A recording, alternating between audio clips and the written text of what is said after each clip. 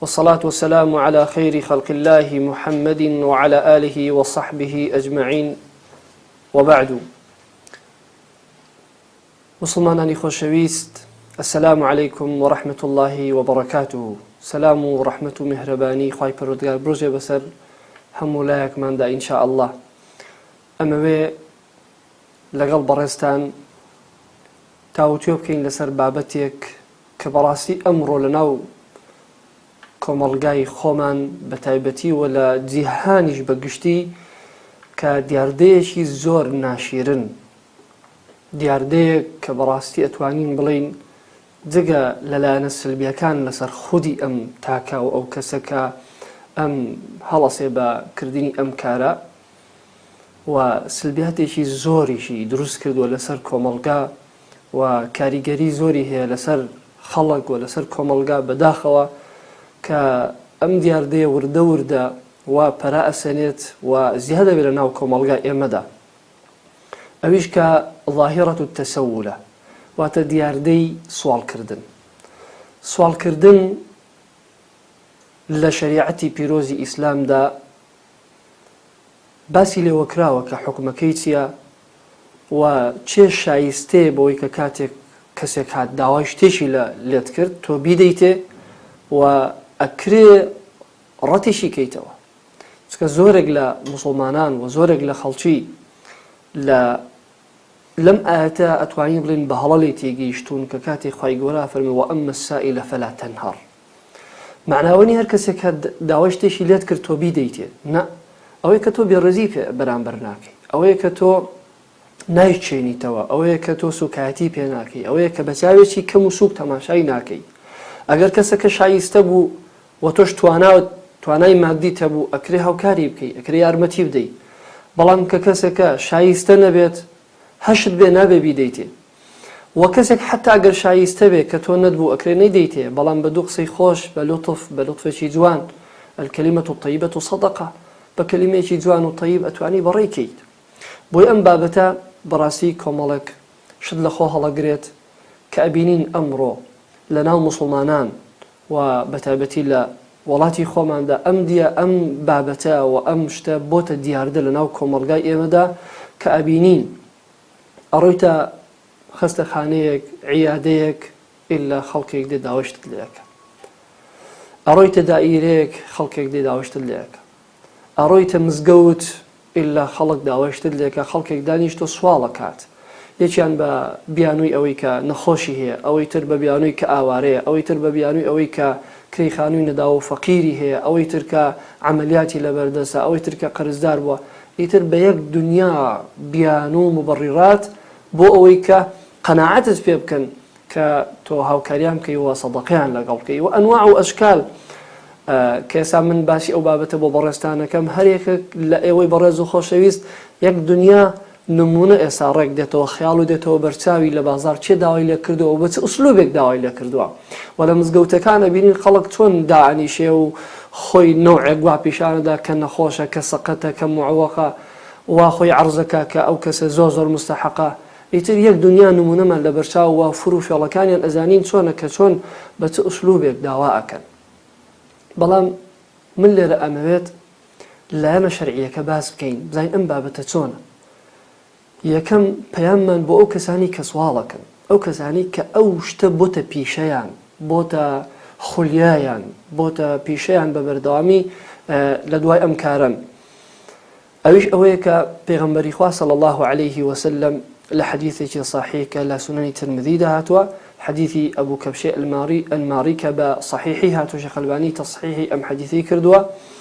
أفرمي ثلاثة أقسم عليهن وأحدثكم حديثا فاحفظوه.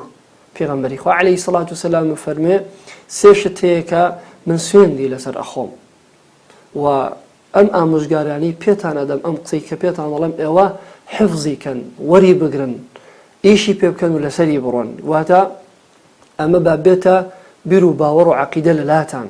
ئەمانە وەربگرن، حفظیان کەن. ئەم شتانە زۆر مهمن. یەکێک لەمانە چییە؟ ما نەقەسە مال عەبد من صەدەقە. ماڵی ئینسان بە سەدەقە کەم ناکە. هەر کاتێک تۆ بتەوێت سەدەقە بکەیت، دڵنیا بە گومانی ئەوە لەو لادانێک کە تۆ ئەو ماڵەت كاتێک 10 دینار لە جیرفاندایە کەسێکی مستحق شایستە فعلا فەقیر بێت و مستحق بێت دینارێکی پێ بدەی معناوە نییە کە ماڵەکەی تۆ کەمی کردو بۆ تۆ 9 دینار خی گەورە بەرەکەت ئەخاتەنە ئەو 9 دینارەت بۆیە ماڵ بە سەدەقە کەم ناکە و خاڵێکی تریان ولا ظلم عبد مظلمة فصبر عليها إلا زاده الله عزا کاتێک کەسێک کە زوڵمی لێ ئەکرێت کەسێکی مەزلوم ستەم لێ کراوە هەرچەند ئەم زوڵمەی کە لێی ئەکرێت ظاهیرن وا تەماشا بکرێت کە ئەوە ئەچەوسێندرێتەوە وەسوکاتی پێ و بێڕێزی بەرامبەر ئەکرێت بەڵام خی گەورە عزت و کەرامەتی بۆ زیادەکە مادام مەزلومە تاوانبار نییە ولا فتح عبد باب مسألة إلا فتح الله عليه باب فقر ئەمە خەتەرەکە لێرە ئەوەیە هەر ئینسانێک کە کاتێک دەرگایەکی بۆ خۆی کردەوە کە لەم دەرگایە بێوێ سوال بکەوە داوا لە خەڵک بکات جا لە ڕێی مزگەوتەکانە لە ڕێی دەوڵەمەندێک و خواپێدراوێکە لە ڕێی بازار و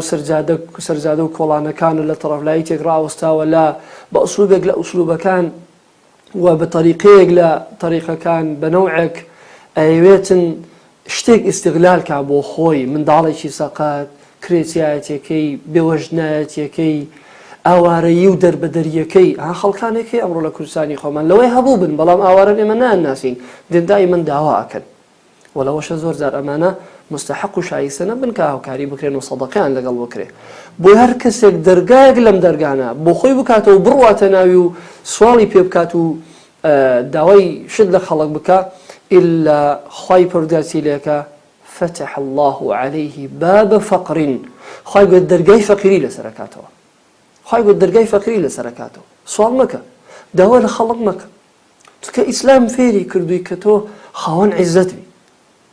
عفیف بی بە شەرەف و بە کەرامەت بی دەستپان نەکەی تۆ لەبەر خەڵک ئیسلام فێری کردووی کە تۆ بۆ خۆت ئیش بکەی بۆ خۆت کار بکەی کەسبی دەستی خۆت بۆ خۆت بیخۆی بۆیە پێغەمبەری خوا عەلەیهی سەڵات وسەلام ئامۆژگاری فەقیر و ئەو کەسانی کە معیشەتیان وەکو پێویستنی چۆن ئامۆژگاریانەکە ئەفەرمێ لأن يأخذ أحدكم حبله فيأتي بحزمة الحطب على ظهره فيبيعها فيكف الله بها وجهه خير له من أن يسأل الناس أعطوه أو منعوه ئەگەر ئینسانێک بڕوا گوریسێک دەست داتێ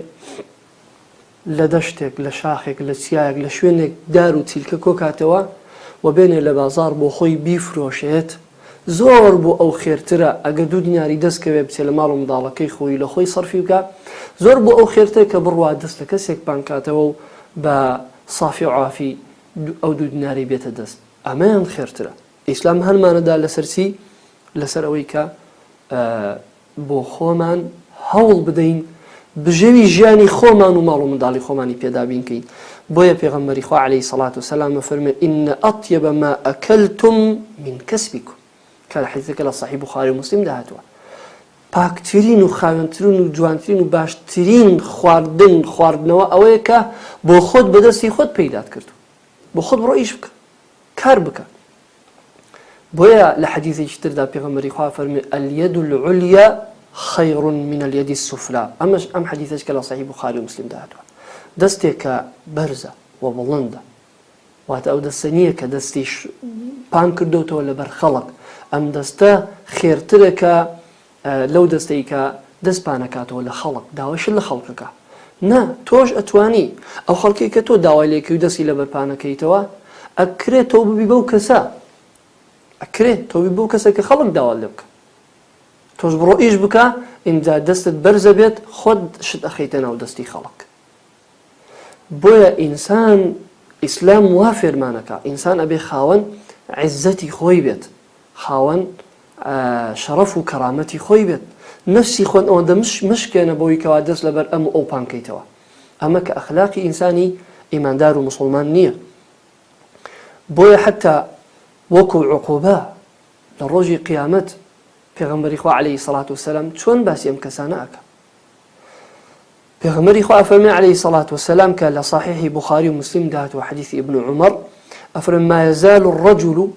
يسأل الناس حتى يأتي يوم القيامة ليس في وجهه مزعة لحم إنساني وهي بەردەوام داوا لە خەڵکەکە دەست لە بەر ئەم ئەو پانەکاتەوە سوال ئەکات لەبەرەوەی ئەمە بەڕاستی چی پێوە دیارە ڕوتەنچی واتە ئەو ئینسانە ڕووقایمی پێوە دیارە ئەو ئینسانە ڕووی نییە لە بەرامبەر هەموو خەڵک دەست پانەکاتەوە و شەرم ناکا و دەست لەبەر هەموو کەس پانەکاتەوە و بۆ 2 دینار خۆی تەنەزولەکە خۆی شەلەل و سەقەتەکە خۆی زەلیلەکە و زۆر زار دنیایەک شتی ناڕاست و درۆ ئەداتە پاڵ ئەو قەزیەی خۆی بۆ ئەوەی ئەم کەسەی بەرامبەر قەناعەت پێ بکە بۆی کە هاوکاری بکە لەو کاتە عقوبەتەن بۆ ئەو کەسە بۆ قیامەتی خۆی پێغەمبەری خوا عەلەیهی سەڵات وسەلام فەرمێ ئەم ئینسانە بە ئەندازەی مزعة لحم مزعة واتە قطعة يسيرة من اللحم پارچە گۆشتێکی کەمیش بێ بەدموچاوی ئەم ئینسانەوەنێ لە ڕۆژی قیامەت سبحان الله ئەم ئینسانە لە ڕۆژی قیامەت ڕووی نییە دەموچاوی نییە تەنها ئێسقانێکەوەی تر نییە لەبەرەوەی کە دەستی لەبەر خەڵک پان کردوێتەوە بۆیە من ئامۆژگاری ئەو کەسانە ئەکەم لە خوا بترسن بۆ قیامەتی خۆتان دەست هەڵگرن لەم کارە دەست هەڵگرن لەم کارە ئەم پەیامی یەکەممە بۆ ئەو بەڕێزانەی کە ئەمە ئیشیانە و ئەمە وەزیفەیانە و ئەمە بۆتە کاریان ئەکرێ ئینسانێک کە پێویست بێت و بڕوا لە خەڵکانێک بەقەدەر پێویستی خۆی داوا بکە لە زەکات لە زەکاتی موسڵمانان لە سەدەقە و یارمەتی لە خەڵکی خوا پێدراو بەڵام ئەمە ئەبینین ئەمە بۆتە دیاردا هەموو ڕۆژێک بەبێ جیاوازی بەبێ ئیستیثنا لە بازار لەسەر شارێعێک لە ناو ترافیکێک و لە عیادەیەک لە مزگەوتێک ئەمڕۆ لە مزگەوتە سپێنە لە مزگەوتەکەی تر ئەم فەرزە لەو مزگەوتە دەچێتە شارێک نیوەڕۆ لە مزگەوتێکە عەسر لە مزگەوتێکی تر مەغریب لە مزگەوتێکی تر عیشا لە مزگەوتێکی تر بەردەوام ئەگەڕێت بۆتە پیشەی ئەم ساڵ بینیوتە ساڵی پاریش بینیت هەمان کەس کە هات لە مزگەوتەکەی تۆ داوای شتی لێت کرد لە بازار داوای شتی لێت کرد لە عیادە داوای شتی لێت کرد هەمان ئەو کەسەیە ساڵی پاریش هەرم کارێ کرد ئەم قەرزە خەلاص نەبوو ئەم نەخۆشیە شیفا نەهات ئەم شتە کۆتایی پێ نەهات بۆی ئەمە بەڕاستی یعنی بۆتە پیشە خەڵکێک کردوویەتی بە وەزیفەی خۆی و بەردەوام لەسەری ئەڕوات وازی لێ ناهێنێت کردوویەتی بە پیشە هەیە خاوەن خانووی خۆیەتی خاوەن سیارەی خۆیەتی خاوەن داهاتێکی زۆری خۆیەتی ئەو نمونەمان بینی کە لە ئیعلام بڵاو بوویەوە لە خواروی عێراق کە بەدەیان ملیۆن دینار و بەدەیان دەفتەر لە ماڵەکەی لە دوای وەفاتیدا کۆکرایەوە و خرای خەزێنەی حکومەت کە پیرەژنێک و بەردەوام سواڵی کردبوو کەواتە ئەمە کە پەیامی یەکەممە بۆ ئەو کەسانێک کە ئەم کارە دەستیان پێوەگرتەوە بۆتە پیشان لەخوا بترسن وازی لێبن بۆ قەبر و قیامەتی خۆتان بۆی لە دنیاش خەڵک کەسانێک بی کە خاوەن عیزەت و کەرامەتی خۆت بی ئینجا پەیامی دوم بۆ ئەو کەسانی کە داواتان لێ ئەکرێ من لێرەوە پەیامم بۆ هەر موسڵمانێک بۆ هەر کەسێک کە کاتێک لە بازار ئەم جۆرە کەسانە ئەبینی من ئامۆژگاری دەکەم بۆی کەوا یارمەتیان مەدەیت یارمەتیان مەدە بۆچی لەبەر دوو خاڵی زۆر ئەساسی یەکەم تۆ ئەو کەسە ناناسی نازانێ ئەو کەسە مستحقیان مستحقیان نایناسی ئینجا لەوێ فعلا مستحق نەبێت تۆ هانی ئەدەی و تەشجیعی ئەکەی لەسەر ئەو کارە بۆی بەردەوام بێت پێغەمبەری خوا عەلەیهی سەڵات وسەلام ئەفەرمێ لا تحل الصدقة لغني ولا لذي مرة سوي صدقة بۆ دوو کەس دروست نی ئەو کەسێک کە دەوڵەمەندە خۆی پارەیە تۆ ناتوانین سەدەقەی لەگەڵ بکەی کەسی دووەم ئەو کەسێک کە لە ساغا تەندروست باشە ئەتوانێ بڕوا کار بکە ئەتوانێ بڕوا ئیشێک بکە لێیگەڕێت تۆ تەشجیعی مەکە لەسەر ئەو کارە خراپە با بۆ خۆی بڕوا ئیش بکات و ماڵ پەیدا بکات بۆیە ئەو کەسەی کە بۆ نمونە دێت لە ماڵەکە لە دەرگاتەدا داوای یارمەتیت لێ ئەکا ڕاستە خۆ شتێکی مەدەی ئەگەر ڕاستەکە ئەو کەسە پێویستی پێیە بڵێ وەرە ئەم حەدیقەیەم بۆ خاوێنکەوە لە مقابلەوە 10,000 دەدەم زان ئیشەکەت بۆکە ئیشێکت هەیە لە ناو ماڵ لە ناو خانوو بڕۆ بڵێ ئەم ئیشەم بۆ بکە 5,000 دەدەم زانەی کەیان نایکە بێگومان نایکە بۆتە پیشەی لە بریەوەی کە بێتن ئەو 10,000 ئیش بکە لە بەیان تا ئێوارە یان دانە ڕۆژێک یان سەعاتێک ئەڕوا لە دەرگای دەدە ماڵەدا تۆ ئەو 10,000 پەیداکە بۆتە پیشەی بۆیە ئەمانە مستحق نین من ئامۆژگاری بەڕێستانەکەم بۆی کە